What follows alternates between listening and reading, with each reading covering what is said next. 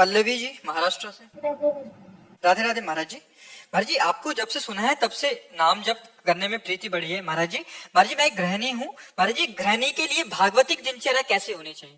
सुबह प्रातः कालीन उठकर भगवान को प्रणाम करके भगवान नाम जप करते हुए अपने पति और परिवार की अनुकूलता की पूजा करनी चाहिए। हमारे पति को सुबह अगर सर्विस में जाना है, हम अपने भगवान का पर्दा हटाकर पूजा शुरू करते हैं तो वो पूजा अधूरी मानी जाएगी। सबसे पहले अपने पति की अनुकूलता। गृहिणी का परम कर्तव्य है अपने पति में भगवान को देखना, अपने पुत्रों में भगवान को देखना। पुत्रों को स्कूल जाना है, पति को सर्विस जाना है, तो सबसे पहले हमारी पूजा की तैयारी होनी चाहिए। अपने पति देव को संतुष्ट करके खिला पिला के उनका टिफिन तैयार करके उनको भेजा, पुत्रों को स्कूल भेजा, फिर अपनी दिनचर्या। लेकिन ये दिनचर्या करते हुए हम नाम जप कर सकते हैं। हम रसोई बना रहे राधा राधा राधा राधा, हम सोहनी लगा रहे राधा राधा राधा, पात्र मार्जन कर रहे राधा राधा राधा। तो गृहिणी की सर्वोत्तम पूजा है अपने परिवार की अनुकूल परिस्थिति उपस्थित करते हुए कहीं किसी भी तरह का झगड़ा, कोई परेशानी, किसी भी तरह की असंतुष्टता ना आते हुए नाम जप करते हुए करे। और जब वो चले गए तो अपने ठाकुर जी को उठाया, ठाकुर जी के श्रृंगार किया, ठाकुर जी की सेवा की, इस भाव से चले। वो ये ध्यान रखे कि भगवान सब में है, केवल मूर्ति में ही नहीं है। सास ससुर में भी भगवान है, हमारे पति में भगवान है, और जो परिवार के सदस्य पति के हैं वो भी भगवान के ही स्वरूप हैं। हमारा ऐसा व्यवहार सबके प्रति होना चाहिए, किसी को तनिक भी असंतुष्टता या हमारी चेष्टा से दुख नहीं पहुंचना चाहिए। यही सबसे बड़ी भगवान की पूजा होगी। किसका प्रश्न? बच्चों को डांटती हो तो ऐसा लगता है कि उनको दुख ना लग गए। नहीं, ये हमारा कर्तव्य है।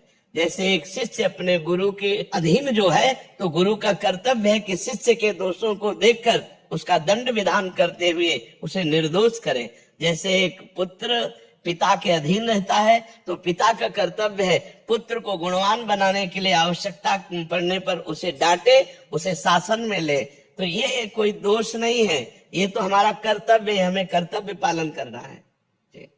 आदर्श श्रीवास्तव जी मुंबई से। राधे राधे। राधे राधे महाराज जी। महाराज जी इनका भी सेम प्रश्न है। कह रहे कि जब ऑफिस में किसी कर्मचारी को दंड देता हूँ तो मन जलता है कि जब भगवान सबको क्षमा कर देते तो मुझे भी क्षमा कर देना चाहिए, तुम क्यों दंड? भगवान सबको क्षमा नहीं करते, नहीं तो ये सब किसी को कर्म भोग भोगना ही न पड़े।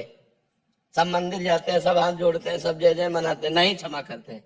क्षमा तब करते हैं जब कोई आर्त भाव से कि अब लो नसानी, अब ना नसो, आज तक किया, हे परमात्मा आज के बाद कदापि नहीं करूंगा और निरंतर नाम जप करूंगा, सही चलूंगा। तो भगवान कुछ दिन देखते हैं अब फिर उसको क्षमा कर देते हैं। अगर ऐसे कोई गलती नहीं करना चाहता, गलती करने का स्वभाव नहीं है, लेकिन स्वाभाविक संयोग के साथ गलती पड़ गई और हम अधिकारी पद पर हैं और हम देखते हैं कि इसका गलत स्वभाव नहीं है, गलत करना भी नहीं चाहता, संयोग के साथ गलत हो गया है, तो छोटा मोटा दंड देकर उसे क्षमा कर देते हैं। या हम आगे उससे गलती ना हो ऐसी बात कह के उसे क्षमा कर देते हैं। लेकिन जिनका स्वभाव ही है अपराध करना, गलतियां करना, उनको क्षमा नहीं करना चाहिए।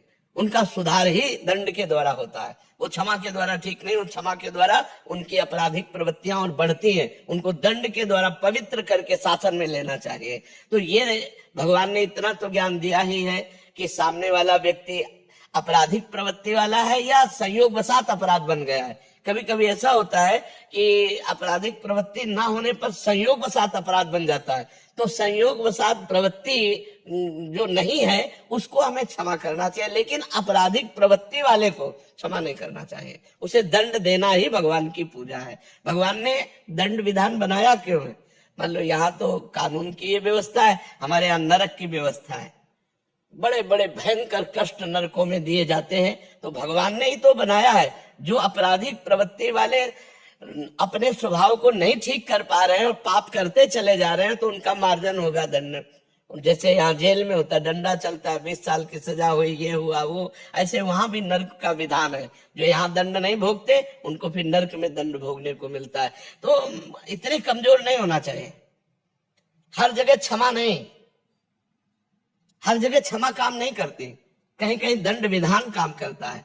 अब आपराधिक प्रवृत्ति नहीं है उसे क्षमा करने के लिए तो हम भी राजी हैं कि एक बार क्षमा करना चाहिए। अगर भूल चूक हो गई, गलती हो गई, कोशिश करना चाहिए, उसे बचाव पक्ष में लेना चाहिए। लेकिन जिनकी प्रवृत्ति छल कपट अपराध प्रमाद स्थिति धर्म के विरुद्ध आचरण करना, ऐसों को दंड देना चाहिए। दंड से ही उनकी बुद्धि शुद्ध होती है। उसमें आप बिल्कुल निर्विकार रहिए और ऐसों पर दया भी ना कीजिए, क्योंकि विधान विधान है। अगर ज्यादा दया करेंगे तो आप अपने कर्तव्य से च्युत हो जाएंगे।